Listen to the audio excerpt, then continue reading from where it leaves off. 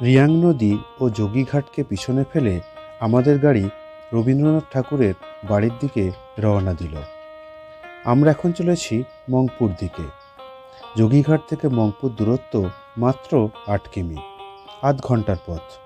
শিটং থেকে 34 কিমি ও দার্জিলিং থেকে 30 কিমি দূরত্বে। আর এনজেপি থেকে মংপু যেতে সময় লাগে প্রায় 2.5 ঘন্টা, 54 কিমি পথ। আমরা চলে এলাম রবীন্দ্র ভবন মংপুতে।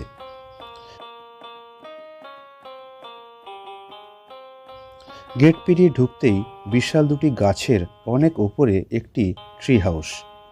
ট্রি হাউসটি অত্যন্ত সুন্দর, সম্পূর্ণ কাঠের তৈরি ছিমছাম একটি ঘর ও সাথে বারান্দা। চারদিকে গাছের মধ্যে সেটি বিরাজমান।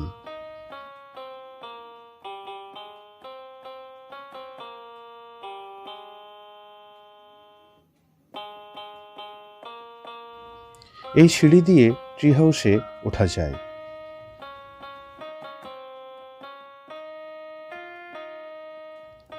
সুন্দর ঝাঁচকচকে বাঁধানো রাস্তা দিয়ে দূরে দেখা যাচ্ছে রবীন্দ্র ভবন। এক ঝলক দেখেই ভালো লেগে যায়। তার উপর আমাদের ঠাকুরের প্রতি আবেগ ও ভালোবাসা আমাদের আকর্ষণ আরও বাড়িয়ে দিল।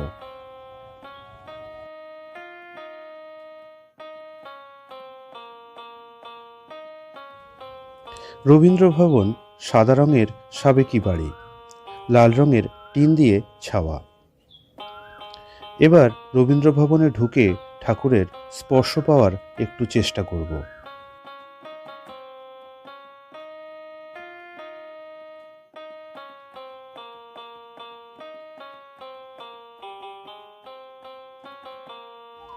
বাড়িতে ঢুকেই একটি বড় দালান, সেখানে ঠাকুরের ছবি একটি চেয়ারে বসানো আছে।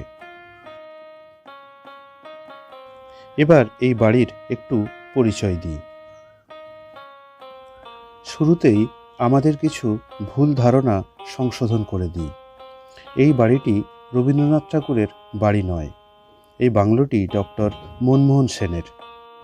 ডক্টর সেন ও তাঁর সহধর্মিণী মৈত্রেয়ী দেবীর আমন্ত্রণে 1938 থেকে 1940 সালের মধ্যে মোট 4 বার কবি এই বাড়িতে আসেন।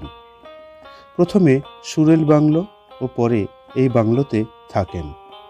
এখানে থেকেই সৃষ্টি করেছেন অজস্র রচনা, যেমন জন্মদিনে, নবজাতক, সানাই, আকাশপ্রদীপ, প্রহাসিনী প্রভৃতি গ্রন্থ।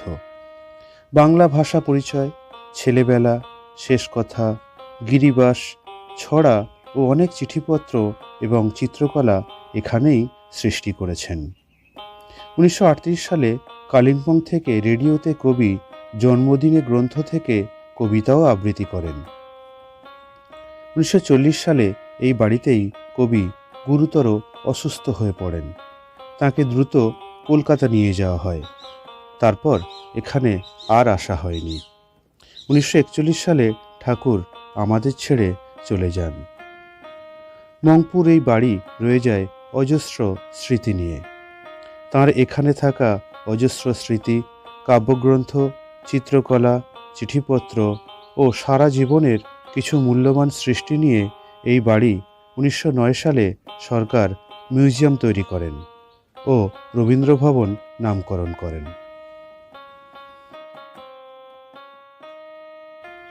এই বাংলো ছাড়াও কবি বারবার পাহাড়ে ছুটে এসেছেন, থেকেছেন দার্জিলিং, তিনধরিয়া, কালিম্পং, কার্শিয়াং ও আরও অনেক জায়গায়। এই মনোরম পাহাড়ি পরিবেশ ও মানুষ কবির যে খুব প্রিয় ছিল। তাঁর সৃষ্টিশীল কাজের অনেকটাই এই পাহাড়ি পরিবেশে গড়ে উঠেছিল। রবীন্দ্র ভবনের উঠোন থেকে চারদিকের পরিবেশ যে কতটা স্নিগ্ধ ও লাবণ্যে ভরা তা বলে বোঝানো যাবে না। প্রতিটি কোনায় কোনায় যেন কবির স্পর্শ অনুভব করছি। তাঁর সৃষ্টি যেন সর্বত্র ছড়িয়ে রয়েছে।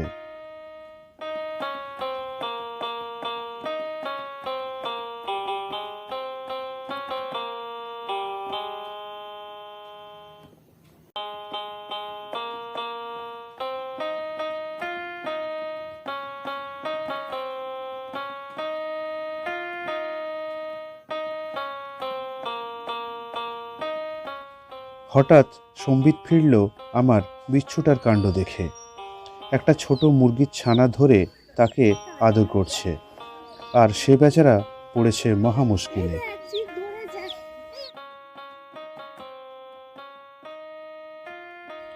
এবার মংপুতে থাকার একটু খবর দিই। রবীন্দ্র ভবনের একদম কাছেই আছে বিশ্বাস হোমস্টে। এখানে এক রাত থাকাই যায়। বাড়তি পাওনা রাতের দার্জিলিং শহরের আলো ও নিজস্ব কমলালেবু বাগান। থাকা খাওয়ার খরচ ১,৫০০ টাকা প্রতিজন। এবার মংপু থেকে বিদায় নেব। গুরুদেবের স্মৃতি বিজড়িত বাংলো চত্বরে কিছু ছবি তুলে।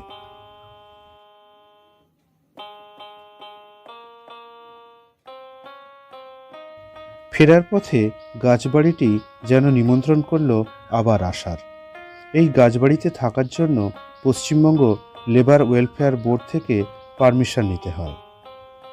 দূর থেকে আরও একবার পিছনে তাকালাম। মনে হলো কবি যেন আমাদের বিদায় জানাচ্ছেন। ভালো থেকো কবি, আমরা আবার আসব।